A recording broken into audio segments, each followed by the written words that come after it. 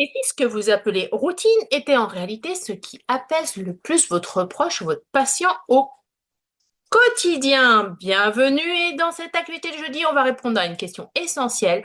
Pourquoi les routines rassurent les personnes atteintes d'Alzheimer? Que vous soyez un aidant familial ou un professionnel du soin, vous avez peut-être déjà remarqué que votre proche il est plus calme quand les choses se répètent et à contrario plus agité quand quelque chose change. On a tendance à penser que la routine, c'est monotone ou qu'elle limite la liberté. Mais en fait, dans la maladie d'Alzheimer, c'est tout l'inverse. La routine, elle n'enferme pas, elle sécurise.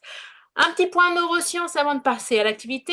Alors, on va schématiser grossièrement. Le cerveau humain, il a deux grands systèmes.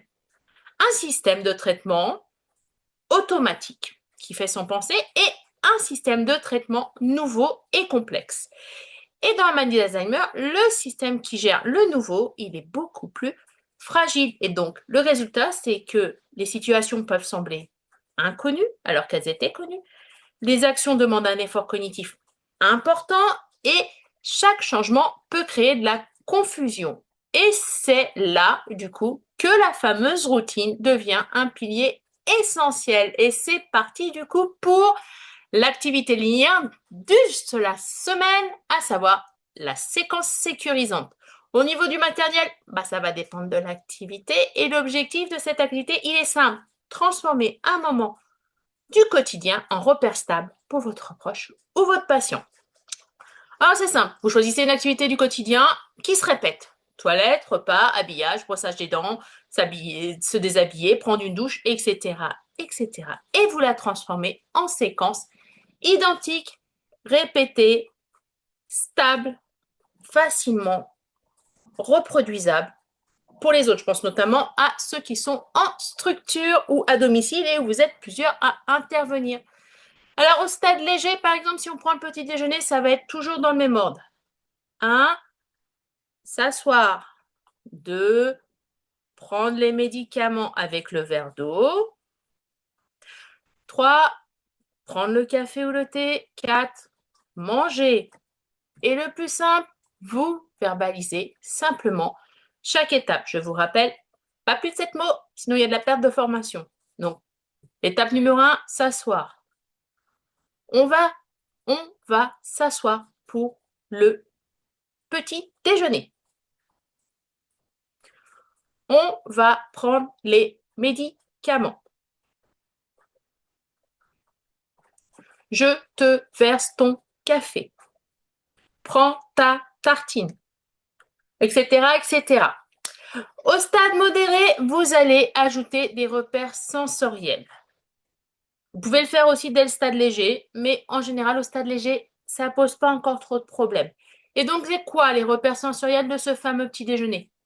La même tasse, toujours posée au même endroit, la même assiette si vous mettez la même assiette, à la même place, et pourquoi pas, par exemple, une petite musique douce pour reconnaître que c'est l'heure du repas.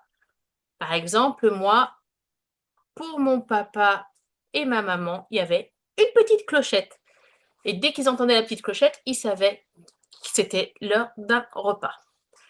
Et qu'est-ce qui va se passer si vous faites ce genre de repère sensoriel? Le cerveau va reconnaître l'environnement avant même l'action et donc être calme et plus disponible pour vous. Au stade avancé, il y a moins de mots. Ça va être plutôt des gestes guidés, mais toujours la même séquence. C'est votre corps qui va devenir le guide principal. Alors, qu'est-ce que les routines nous apprennent sur un cerveau Alzheimer? Les routines, elles activent les circuits de la mémoire procédurale. Ces circuits, ils sont responsables des automatismes. Alors, même lorsque la mémoire récente est altérée, ces automatismes restent souvent accessibles plus longtemps. Et donc, vous avez moins de charges cognitives, moins d'hésitation et moins de stress. Alors, pour cette activité, retenez ceci. Ce n'est pas la tâche en elle-même qui va rassurer votre proche. C'est le fait de pouvoir la prévoir et que ça se passe toujours de la même manière. Parce que le cerveau classique, déjà, il n'aime pas l'imprévu. Pensez à vous, quand il y a quelque chose qui ne se passe pas bien dans votre journée que vous n'aviez pas prévu. Vous n'allez pas me dire que vous allez le prendre totalement à la cool. C'est assez rare quand même. Même si ça peut arriver. Et bien, dans la maladie d'Alzheimer, c'est encore plus. L'imprévu, c'est limite l'ennemi à abattre. Donc, la conséquence directe d'une routine stable, c'est que les oppositions diminuent, les angoisses diminuent et la coopération augmente. Alors, point important, la routine, elle ne doit pas être rigide. Elle doit juste être prévisible, mais surtout, elle doit être humaine. Respectez toujours le respect du rythme de votre proche. S'il doit prendre son petit-déj à heure fixe à cause des médicaments, je ne sais pas, par exemple 8h30, 9h, ok, si à 9h les médicaments ils doivent être pris, mais que votre proche, eh ben, il a passé une mauvaise nuit ou autre, combien de temps met sa fenêtre de disponibilité à s'activer pour que vous puissiez coopérer avec lui? Je vous rappelle que la fenêtre de disponibilité, c'est quand votre proche il est prêt à s'engager avec vous. Ça peut être de 15 minutes au plus bas à 45, voire 1 heure avant.